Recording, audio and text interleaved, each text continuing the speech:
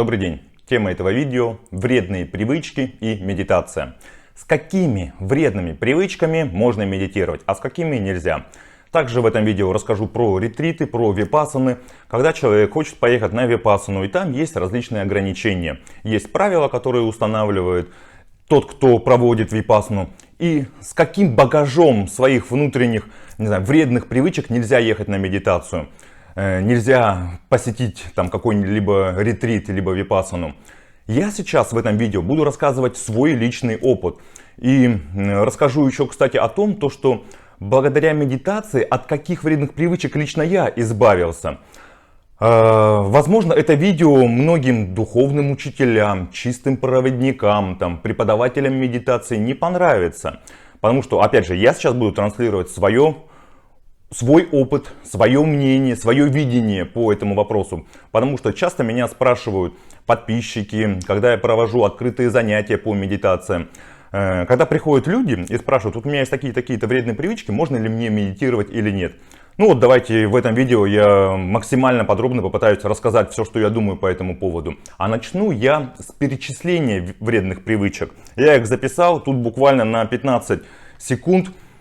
Какие же самые распространенные вредные привычки есть? Многие из этих вредных привычек вы сами знаете. Ну давайте начну. Алкоголь, наркотики, никотин, сладкое, кофе, игромания, переедание, шопоголизм, сквернословие, порнофилия, недосыпание, токсикомания, воровство, лень, осуждение, абьюз. Да вот, наверное, и все. Ну, хотя, вы сами прекрасно понимаете, что этот список можно продолжать бесконечно. В нашем социуме, в нашем обществе, в каждой культуре, религии, стране есть свои особые вредные привычки, которые всем нам широко известны. И вот у меня сейчас к вам такой вопрос. Вот я перечислю большой список таких вредных привычек, назовем их так. И вот вообразите, либо представьте, вспомните всех своих знакомых, 50 человек, 100 человек, с кем вы общаетесь. И у кого из них нету ни одной такой вот вредной привычки. Вот напишите, пожалуйста, комментарии. И, кстати, напишите комментарии, какие еще я упустил вредные привычки. И вот я сразу же скажу, что вот я сейчас вспоминаю всех своих друзей, коллег, знакомых, родственников. Да вообще, с кем я общаюсь, социум. Да нет, наверное, ни одного человека, у которого нету одной из этих вредных привычек. Либо есть, но они маленькие, на котором они работают. В общем, это я говорю к тому, что у каждого что-то из нас есть. И абсолютно быть чистым, просвещенным, мне кажется, это немножко нереально в нашем мире. Опять же, возможно, я сейчас говорю свое мнение. Возможно, у вас что-то другое. Возможно, у вас есть 5-10 человек, у которых нету этих вредных привычек. В моем почему-то окружении. Может, я не в той стране живу, может, я не с теми людьми общаюсь. Может, это мой такой кругозор и мои такие знакомые, друзья, коллеги и так далее, у которых есть такие вредные привычки. И вот можно ли им медитировать с этими вредными привычками или нет? И я бы еще, наверное, сейчас хотел бы рассказать такую историю, которую я прочитал давным-давно, лет, наверное, мне кажется, 8 или 10 назад. В общем, история такая. Церковь, туда приходит Россия, церковь, туда приходит девушка в короткой юбке, вся такая модель, красивая, одета откровенно, так скажем. И на входе ее встречает бабушка и говорит: ты куда пришла? Это церковь, это дом, храм Господа Бога, тебе ни в коем случае сюда нельзя, ах ты, прости Господи, такая-то сякая. Девушка на все это смотрит, что бабка ее прогоняет с церкви и уходит. А над этим всем диалогом наблюдал священник. И священник подходит к этой женщине, к этой бабушке, назовем ее бабка, опять же, тут без осуждения, это просто. И говорит: смотри, ты теперь будешь молиться за нее, за ее детей, за ее правнуков, чтобы у нее было все хорошо, потому что у девушки был инстинкт, был зов обрести веру, познакомиться поближе с Богом, обрести что-то новое, от чего-то избавиться. Она пришла в церковь, а ты ее прогнала от Бога. не дала ей возможности. И ты будешь за нее молиться, чтобы у нее было все окей, чтобы, скорее всего, эта девушка больше никогда не обратится за помощью к церкви, к религии там, и так далее. В общем, суть этой истории понятна. Я тут не сравниваю религиозность, медитацию. Это просто про то, что у каждого из нас есть посыл, у каждого из нас есть какие-либо вредные привычки. И абсолютно чистым идти в медитацию, абсолютно чистым ехать на ретрит, ну, опять же, я такого вот на своем опыте, ну, мало видел. Приведу элементарный пример. 5 лет назад я посетил свою первую випассану. Я тогда пил, курил, куча было вредных привычек вот таких вот. Это было в Москве. Сама випассана проходила на Плющеевом озере. Это, по-моему, йога-дача правильно называется. Сейчас уже не помню, это было очень-очень давно. В общем, вся фишка в том, что я тогда вообще не знал ничего. Ни про ретриты, ни про випассаны. Вот я тогда курил. Ну, у меня был зов. Я хотел посетить випассану. Не знаю почему, откуда этот зов был. Мне было очень интересно медитировать, познакомиться с этим. Я до этого никогда в жизни не медитировал. В общем, я звоню по номеру телефона, там обыкновенная реклама, читаю список, и там список из вредных привычек, то, что нельзя на территории курить. Я звоню по этому номеру телефона, мне отвечает мастер, я так понял, тот, кто проводил эту випассану, этот ретрит, и я ему объясняю ситуацию. Я такой-то, такой-то, я очень сильно хочу на випассану, на ретрит, я хочу целыми днями медитировать, я хочу там сидеть в тишине. Я говорю, ну у меня есть вредная привычка, я, курю, я без этого, на тот момент я без этого не могу. На что он говорит, окей, это нормально, как бы ты можешь курить, выходи только подальше за территорию куда-нибудь, и там уже, там, не знаю, кури там сколько хочешь, ну, там все правила остальные випассаны, ретриты соблюдай. И для меня это было круто. Вот на самом деле большое спасибо тому преподавателю, я не помню его имя сейчас уже, кто он такой, я примерно помню, как он выглядит, там длинные волосы у него были, ну, крутой мужик вообще, вот я... Сейчас вспоминаю свою первую випассану, как это было классно, то, что он мне разрешил именно, то, что у меня были свои там вредные привычки. И самое интересное то, что когда я проходил эту випассану, ретрит, я не выкуривал там по пачке сигарет в день, я выкуривал одну сигарету. Там перед сном я уходил далеко за территорию, курил, приходил, мне больше и не хотелось, мне больше и не надо было. Но само по себе это разрешение покурить. Вот опять же, у меня была такая никотиновая, такая жесткая зависимость. Само это разрешение, ну оно было кайфово, то, что мне не запрещено. А то, что я не хотел, это уже другой вопрос. Вот опять же, вспоминая тот ретрит, ту випассану, я помню, как для многих было большое ограничение, то, что нельзя было сидеть в телефонах. Мы телефоны сдали, как только приехали. Я помню то, что я заселился в одиночный номер, а мой сосед, он с собой второй телефон принес, он по ночам работал, ему там поступали звонки, я слышал эти смски, там просто тишина была полнейшая.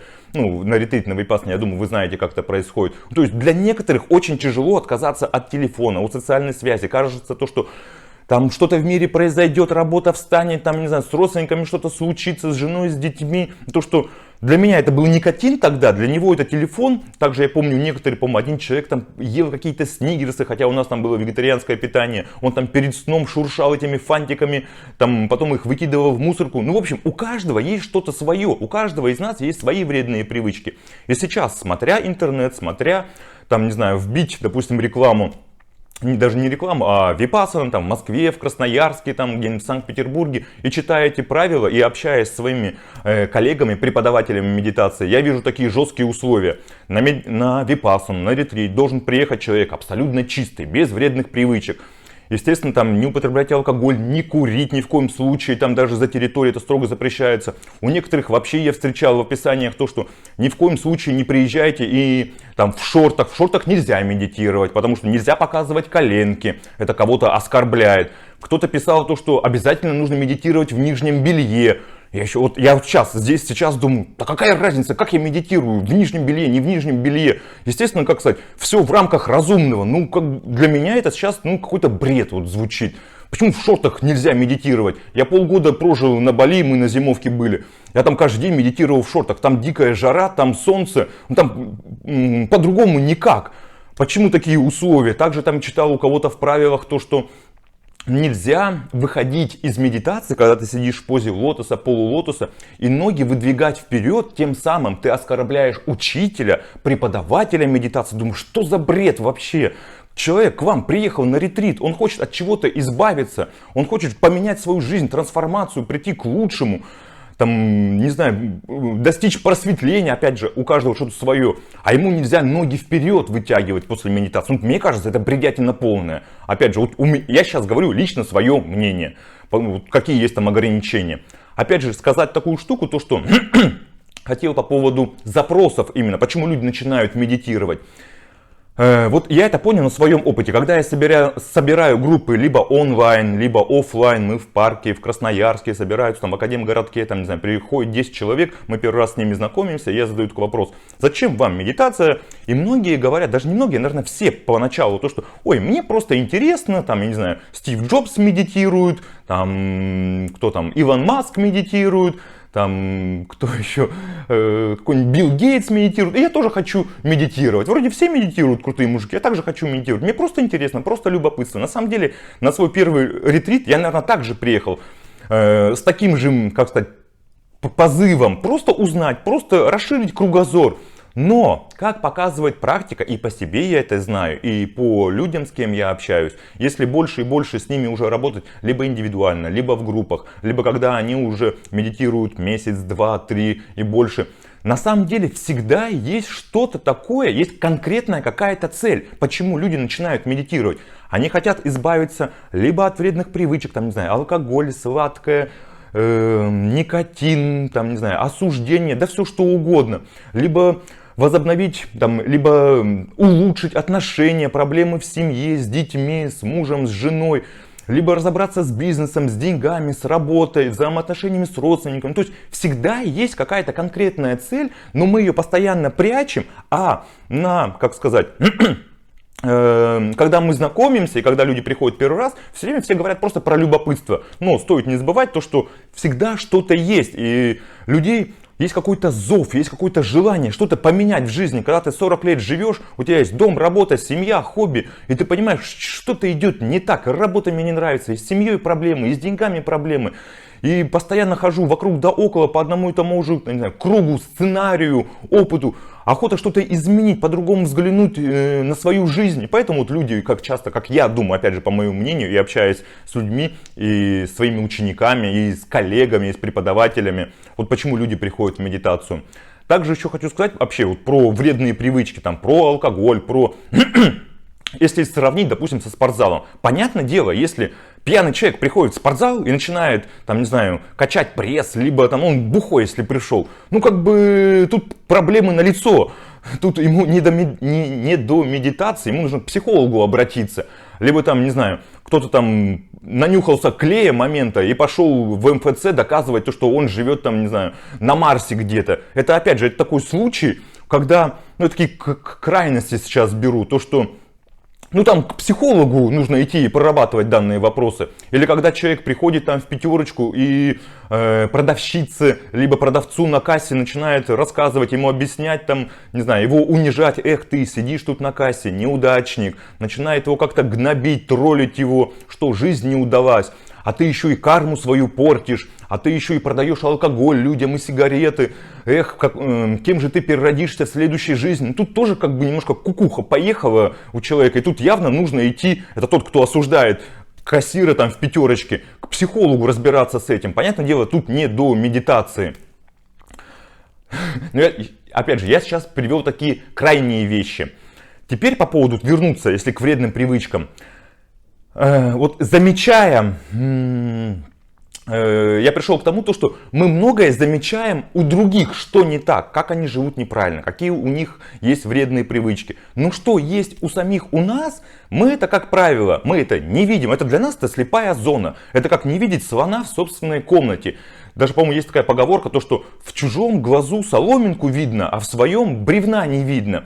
И когда мы на людей навешиваем ярлыки, у нас сразу же появляются двойные стандарты. Вот этот человек курит, ему нельзя ни в коем случае медитировать. Вот этот человек пьет, ему ни в коем случае тоже нельзя медитировать. Кстати, еще вспомнил про некоторые описания ретритов випассаны у нас в стране. То, что там пишут: желательно не употреблять алкоголь за неделю до випассаны, за неделю после, потом там, не курить, естественно, за неделю до, за неделю после, что-то там еще было, не заниматься сексом за неделю до випассаны, за неделю после. Думаю, ну что это такое, ну как, мы в каком мире живем, где вы собрались, не знаю, встретить 20, 10, там, 50 человек, где у которых чистые, которые ни одной вредной привычки, которые духовные, которые там, я не знаю, третий глаз себе уже раскрыли, которые приехали чистые на ретрит и там просветляются и начнут там левитировать после этого всего.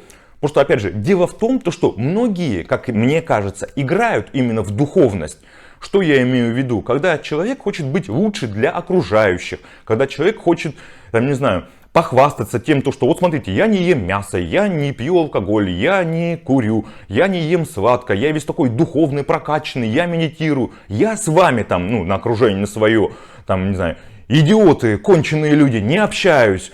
Вы там все примитивные, а я вот такой высокодуховный, я такой вот офигительный, я медитирую. То есть это вот, ну это реально игра, какой-то инфантилизм. Вот на своем опыте, опять же, я это часто такое вижу, когда люди хотят быть лучше для других, когда люди выпячивают все, что у них есть, которые хотят казаться там супер красивыми, богатыми, счастливыми, здоровыми там и так далее, там во всех планах. Но, как показывает практика, у таких людей, кто вот именно играет в это все, в духовность, свое позиционирование, у них столько тараканов в голове, и там, в самом деле, либо идти нужно к психологу, либо очень много медитировать, чтобы это все осознать именно то, что есть, и принять это, потому что принять то, что я, возможно, у меня есть какие-то комплексы, возможно, у меня есть какие-то минусы, вредные привычки, и то, что они мне мешают моему физиологическому, моему психологическому развитию, как сказать, ну, это тяжело на самом деле, это реально тяжело, это большая работа. Но опять же есть исключения. И вернуться к вредным привычкам, вот то, что я в самом начале перечислял список. Двойные стандарты. То, что мы в других их сразу же видим, эти вредные привычки, а в себе не замечаем. Мы с этим, это вот такая вот, мне кажется, мы сейчас будем уходить в философию, это уже совершенно другая тема. Опять же, что такое вредная привычка, что такое невредная привычка, кто судья, а кто решает, почему это вредно, это не вредно. И месседж этого видео, не сказать то, что бухим нужно ехать, я не знаю, на ретрит, на випассану, либо обнюхаться клея и ехать на ретрит, на випассану, от всего избавляться. А месседж этого видео в том, то, что у каждого из нас что-то есть. И когда вы начинаете медитировать, вы начинаете это осознавать. Это вот первый шаг. И когда духовные учителя, там, я не знаю, просвещенные, чистые проводники вам говорят: так, вот у вас по списку есть там вредные привычки, не, вы нам не подходите. Мы тут собрались и медитируем, только сверхосознанные, высокоосознанные люди. Нам такие простые люди не нужны. Ну, я считаю, немножко это неправильно. Опять же, мой пример, который вот благодаря медитации, когда, не благодаря медитации, а у меня была привычка никотина, у меня была зависимость, я там много курил, и благодаря медитации я от этого избавляюсь. И, кстати, я хотел сказать то, что даже вот по поводу алкоголя, вот я сейчас не пью года, наверное, 3 уже, и мне просто, ну, неохота. И это все благодаря, опять же, это вот конкретное избавление от вредной привычки благодаря медитации. Если бы я не начал медитировать, если бы я тогда не поехал на випассану, не познакомился с ретритом, с випассаной, с медитацией, вообще, что это такое? Мне кажется, сейчас бы я также по выходным, там, не знаю, пил бы пивко, расслаблялся бы. Зачем мы там пьем пиво? Чтобы там расслабиться, чтобы успокоиться, перезагрузиться. Я там не буду рассказывать, почему люди там пьют алкоголь. Но вся фишка в том, то, что я там не сразу же кардинально все бросаю пить. Это постепенно, и пришло к тому, то, что состояние, именно когда ты не пьешь, там, не знаю, год, полгода, 2 года, оно ясное, оно стабильное. И оно мне реально мешало медитировать. В общем, вот опять же, вот на своем опыте, благодаря медитации, я избавился от зависимости, от, там, даже не зависимости, а просто там, от многих вредных привычек, которые вот по этому списку есть. И это не сразу же было кардинально, это было все постепенно. Но это все благодаря медитации, потому что был первый шаг. Потому что я, как сказать, познакомился с медитацией, я жил в Москве, работал в крупной компании, был там большим менеджером там, на очень хорошей там, руководящей должности. То есть вредных привычек было миллион. Я кофе пил, не знаю, по 5 кружек в день, курил по 2 пачки сигарет, каждые выходные там пил пиво, расслаблялся. Но благодаря медитациям я от всего этого постепенно избавился. То есть в медитации есть громадный потенциал. И когда люди думают, то, что вот у меня есть большие там много вредных привычек, вот которые я перечислил, и не только, у каждого они свои, вы сами прекрасно их знаете. На самом деле быть очень тяжело честным с собой и просто вот взять листочек, взять ручку и выписать просто вот свои вредные привычки, которые именно вы видите. Потом спросить у знакомых, у окружения, потому что часто так бывает, то что именно знакомые могут подсказать свои слепые зоны. И смотреть просто, и анализировать, и думать, если мне, опять же, окей с этим жить, ваше дело. Там, я ни в коем случае не хочу никого там спасать, это не спасательство вообще. Тут полностью ответственность лежит на вас, на том человеке, кто хочет от чего-то там либо избавиться, который приходит в медитацию. И когда вы просто смотрите на все это, так, реально, это мешает моему физическому здоровью, это мешает моему психологическому здоровью, это у меня большое ограничение, там, не знаю, в социуме, из-за этого у меня проблемы в семье, и вы постепенно начинаете от этого избавляется путем растождествления. И вот опять же приведу пример, там, благодаря медитации. Если раньше, 3 года назад, мне нужен был алкоголь на выходных, чтобы расслабиться, но сейчас, в данный момент, благодаря медитации, там, не знаю, пришла какая-то усталость, либо тревога, это мысль, это чувство.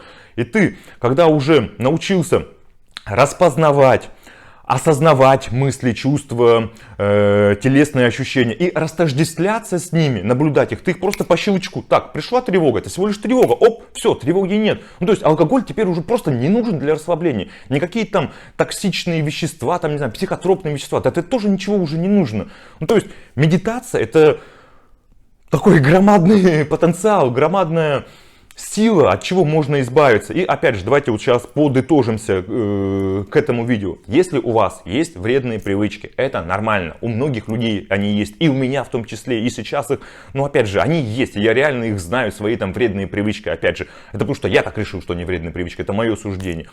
В общем, и вы думаете, то, что, блин, ну куда же я пойду с вредными привычками? Вот сначала избавлюсь от них, а потом пойду медитировать, а потом стану там духовным, либо начну играть в духовность там и так далее. В общем, все это ерунда, все это отговорки, прокрастинация. Это все психологические защиты нашего ума, нашего сознания, нашего мозга. Мой совет, моя рекомендация, начните медитировать. И вы на своем опыте уже поймете, как меняется ваше состояние, как меняется ваша концентрация. Вы начнете осознавать чувства, эмоции, вы начнете осознавать вообще ваше тело. Вы очень сильно продвинетесь вперед, и вам это понравится. У вас очень много будет положительных моментов, явлений, которые вы начнете трансформироваться. Это будет крутая трансформация. И то, что у вас до этого были вредные привычки, это нормально. Вы постепенно с ними избавитесь. Все. У меня все. Если есть какие-то вопросы, опять же, я сейчас это видео записываю не для того, чтобы всем угодить. Я сейчас рассказываю свое личное мнение. Меня зовут Сергей Витищенко, я преподаватель медитации. Я сам через многое что прошел. Я сам благодаря медитации избавился от многих привычек вредных, которые у меня были до этого. И мой посыл, мой месседж этого видео, то что начинайте медитировать. И если у вас есть, у всех есть вредные привычки, давайте быть честными, откровенными. Начинайте медитировать. И благодаря медитации вы от них избавитесь. И не думайте то, что вот сначала я избавлюсь от всего этого вредного и буду там идеально чистым, кристальным, там, не знаю, духовным, а потом пойду медитировать. Это все игра нашего ума. Это все игра нашего подсознания, отговорки и так далее. У меня все. Вам спасибо большое за просмотр. Напишите комментарии, про что я пропустил. Какие еще могут быть вредные привычки, которые я упустил. Либо что вы думаете по этому поводу. Все, спасибо большое, медитируйте. Всего доброго, с вами был Сергей Витищенко, до свидания.